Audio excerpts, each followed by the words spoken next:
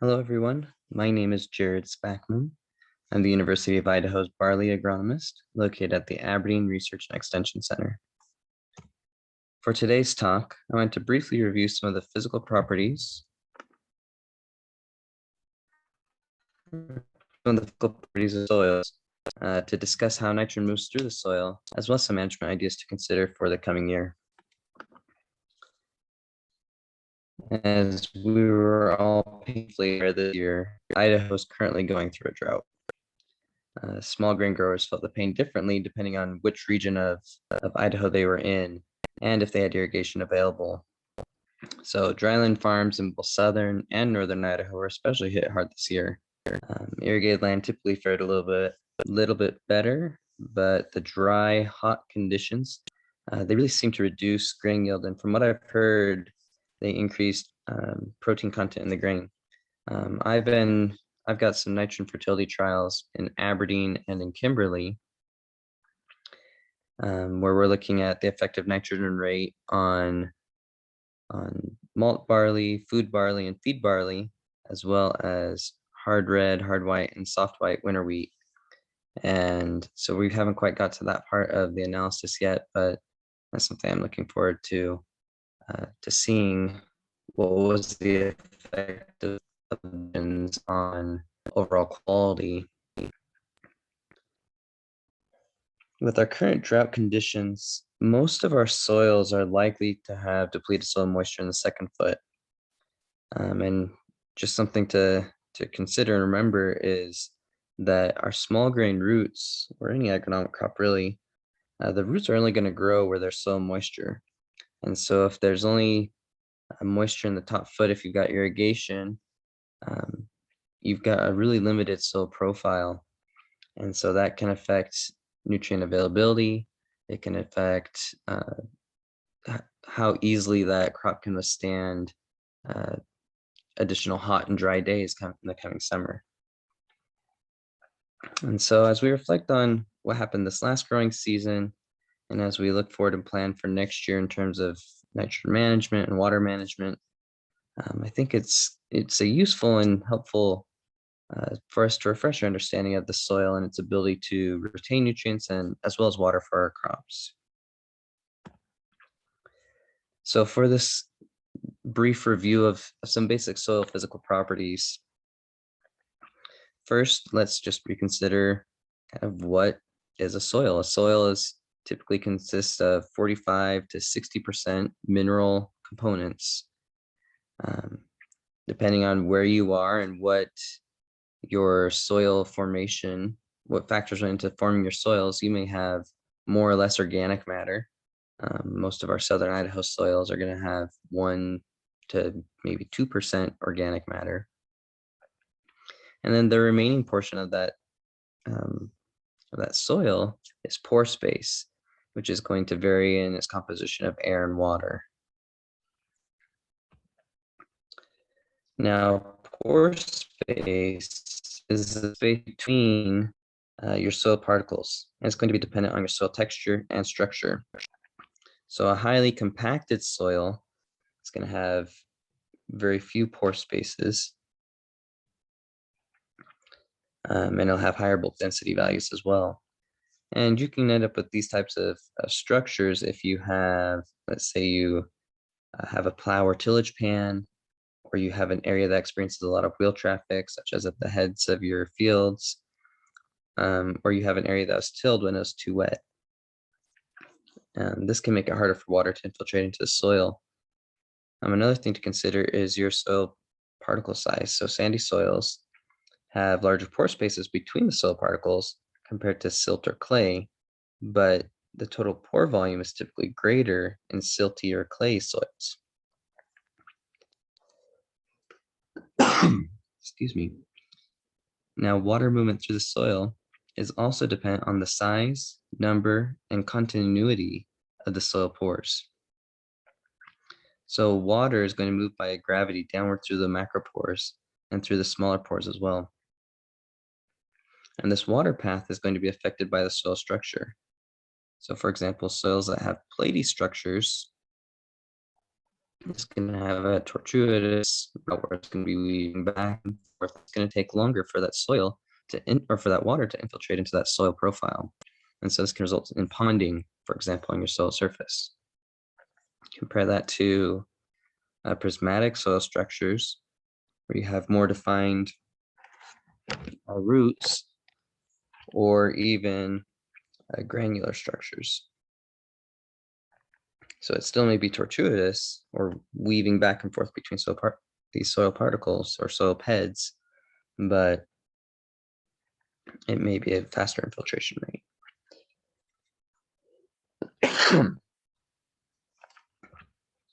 Now, once the water is in the soil, it's going to move down through the forces of gravity.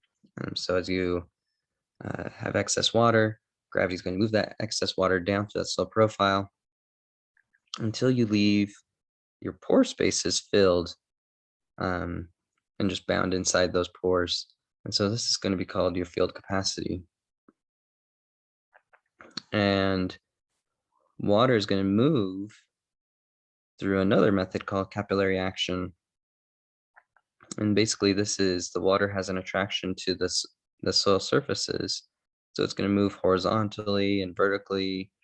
It can move any direction that it wants because it's just being bound to the soil surface itself, or attracted to that soil surfaces.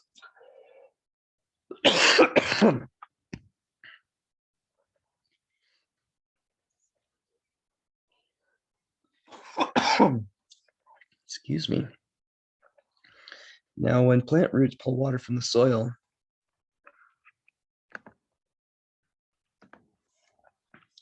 as plant roots grow into the soil, they're going to start acting like a straw.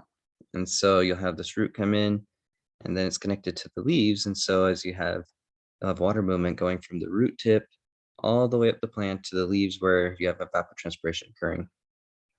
And so water is going to move to that root because it's going to have a greater attraction for it until it reaches that point where the pressure holding the water to these soil surfaces is equal to or greater than the pressure exerted by the pull of the water, or of the root on the water. And so you're going to have water moving towards those roots, but also as you have water at the soil surface,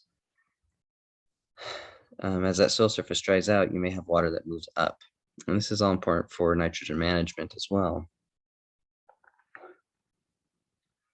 Some of the pores are going to be, they're going to be completely sealed off, or they'll be dead ends. And so they're not even connected. And so then these pores won't really be depleted at all. So now it's the nitrogen system. Nitrogen is an essential nutrient for modern day crop production. It's often the limited nutrient for most of our economic crops. Nitrogen fertilizers became widely available following the Industrial Revolution in the early 1900s. And it's been estimated that if our average crop yields had remained at about early 1900 levels, the crop harvest in the year 2000 would have required nearly 4 times more land and cultivated than it actually had in the year 2000, and the area would have claimed half of all ivory continents, rather than just under 15% of the total land that is reported today, or that is required today. And so that's pretty impressive, just the benefit associated with nitrogen fertilizer. Now, the nitrogen cycle is quite complex, and we have nitrogen cycling between many different forms. So the largest pool of nitrogen is atmospheric nitrogen. It makes up 78% of the total nitrogen in the system. The majority of atmospheric nitrogen is N2 gas. It's inert and doesn't react with anything. The other forms of nitrogen that we do care about that have high significance for crop production are ammonium and nitrate. These two nutrients, or these two forms of nitrogen, are the primary forms of nitrogen taken up by your crops. But ammonia also, or ammonium, is also used by cell microbes through the processes of immobilization and mineralization. So it's constantly cycling between organic nitrogen and inorganic nitrogen in order for these microbes to be able to break down crop residues or to build up their own biomass and to reproduce.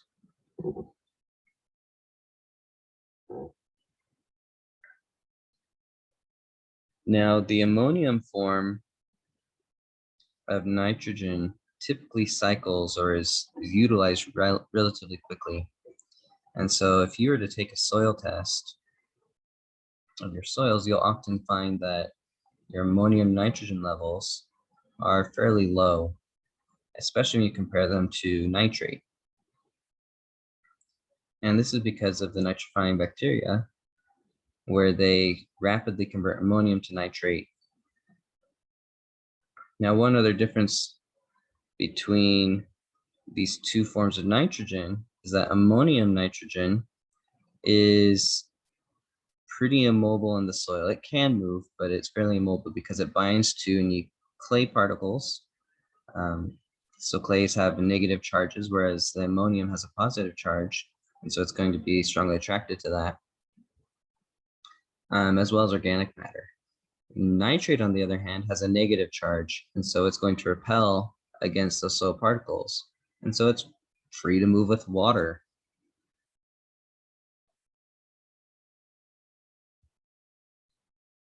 And so, in this example, the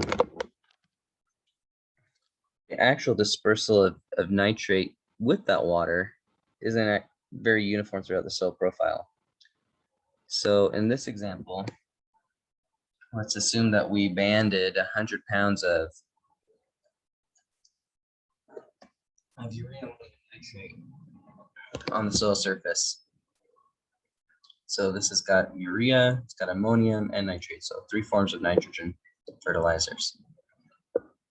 We go in and we disc it in, and then we allow enough time for that the ammonium portion of the fertilizer to be converted to nitrate, and the urea to convert to ammonium, and then to convert to nitrate as well. So now we've got basically 100 pounds of nitrate per acre.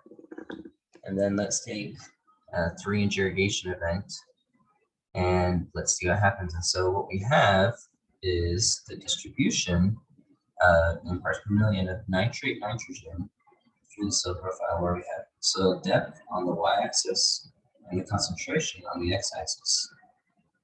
Now, one of the things that you can see is kind of how it's not quite a bell-shaped curve. It's kind of got a long tail on this side. And so what we see is in the top 8 inches, we have about approximately half of that nitrogen in those top 8 inches. And this is primarily due to small pores, so that nitrate is dissolved into the soil water, and it's hanging out in the smaller pores of the soil profile water. Whereas we have below this, that water, or the nitrate, likely moved with the larger pores, so medium to large or even macro pores, and so it was transported further down into the soil profile. And you can think of this as a small pore is either going to have a very low volume of water that it can move, and so it's not going to move very far. You can also have those dead end pores, like I mentioned earlier, where there is no water movement at all. And so if you have very little movement, then you're going to have of water, that nitrate's not going to move very far either. But then we have those larger macropores, that water is moving further and faster and bringing that nitrate with it. And so this is one of the ways that it helps us to visualize how nitrate leaching can occur in our soils. Um, Even if we're not really putting down enough water to necessarily saturate the entire profile, um, we still have those macropores through worm tunnels or uh, former root channels where this water is being channeled and moves quickly, and so then it can hit those broken basalt rock bottoms that we have underlying our soils, and that's why we sometimes end up with uh, seeing nitrate in our groundwater.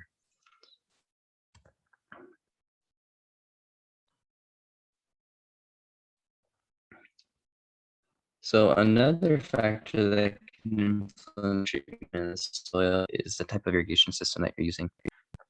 So for example, if you're using sprinkler irrigation, we typically expect to see a pretty uniform wetting front. And so if you're to band your nitrate um, between your furrows or between your rows, then we'd expect that it would move pretty much vertically, just straight down, kind of like what we just showed before.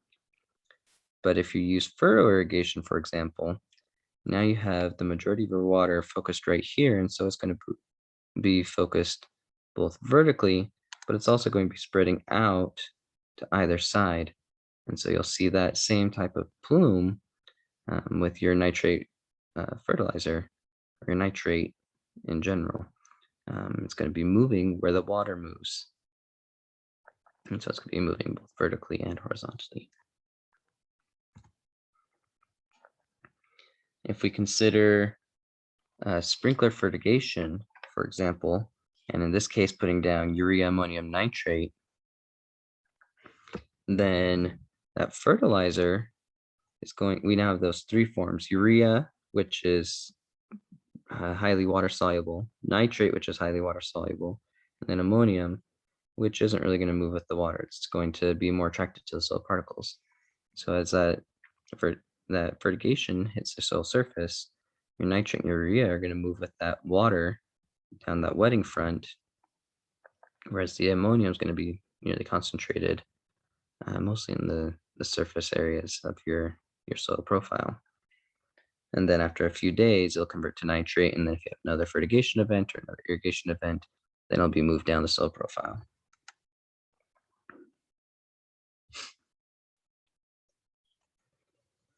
So now that we've kind of considered some soil properties, how nitrogen is moving through the cycling a little bit.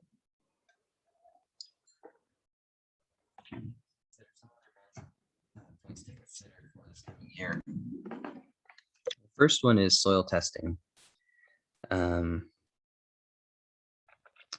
So this last growing season or this last year, I've been hearing a couple of reports where maybe the potatoes didn't quite set right, and so we have reduced yields of potatoes. Maybe the wheat didn't seem to mature, or it matured, but it didn't yield as high as in previous years, or the same with the barley. And so you got some of these crops where uh, they didn't yield as high, and so you may have greater amounts of residual soil nitrogen in the soil profile than you do in other years for the coming growing season. If that's the case, uh, then you may not need to put down as much nitrogen fertilizer for the coming growing season. In contrast, I've also heard that the corn did really, really well. And so it may have taken up more nitrogen than, or been more efficient with its use of nitrogen than in previous years. And so it'd be good to know that as well in case you're going to follow it up with some other crop and you need to put down more nitrogen. And so taking soil sample is a good way to just gauge what are the fertility levels at currently. And I look at it as good insurance against either over applying fertilizer or under applying fertilizer, and thus saving yourself some money in the long run. Another thing to consider is if you take a soil sample, like I mentioned earlier, if your second foot is dry, But you credit all of that nitrogen as being available. You may have quite a bit in the second foot that's available or that's there, but it may not be available due to soil moisture. And if you don't have the ability to irrigate it, um, or to apply water, or we don't get enough precipitation, for example, this winter, uh, then you may need to reconsider that as well. And vice versa. If we do get enough precipitation, suddenly maybe you're going to have all this extra nitrogen or other nutrients that are going to be available to your crop. And so it's good to know what's the fertility level at each of those depths, maybe a 0 to 1 and a 1 to 2 foot sample, or even a 0 to 6, 6 to 12, and a 12 to 24-inch sample. If you'd like to have additional information about soil testing, the University of Idaho has published a bulletin. It's Bulletin 915, Soil Testing: A Guide for Fertilizer Management. That would be, you may find useful for your reference. Another consideration is, remember that ammonium-based fertilizer products can volatilize. And so these are going to be products like urea, ammonium sulfate. These products, these ammonium or ammonium-forming fertilizers, they are susceptible to volatilization losses where that ammonium, so say take urea for example, you have the urea molecule, and as the urease enzyme converts it, it's going to create, basically is breaking off a carbon dioxide and releasing two ammonium atoms, or two ammonia atoms, not atoms, molecules.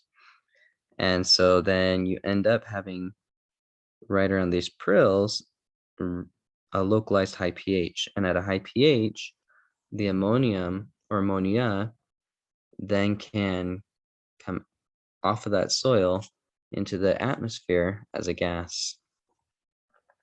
And it can be, volatilization losses can range anywhere from a few percentage points, a few percent of the total application rate, all the way up to 50%, depending on conditions. Some conditions that really favor volatilization are if you have surface material, or if you apply your let's say urea to your soil surface and then you don't incorporate it, especially at higher nitrogen rates. This is then exacerbated if you have biomass still in the soil surface, so straw or corn stover or anything like that, then that also favors that rapid conversion. Sandy soils have a lower buffering capacity, and so they have fewer exchange sites to bind the ammonium, and so that can also favor volatilization loss, as well as warm, moist, and drying soil conditions that can also favor it. And then most of our soils in southern Idaho at least have neutral to high soil pHs, and so you're already hitting that threshold. You're getting that threshold up for that point at which the soil pH or the pH level favors ammonia volatilization.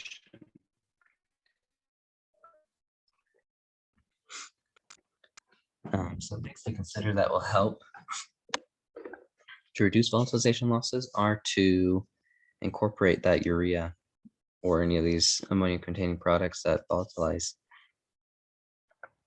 There's one study by Rochette et al.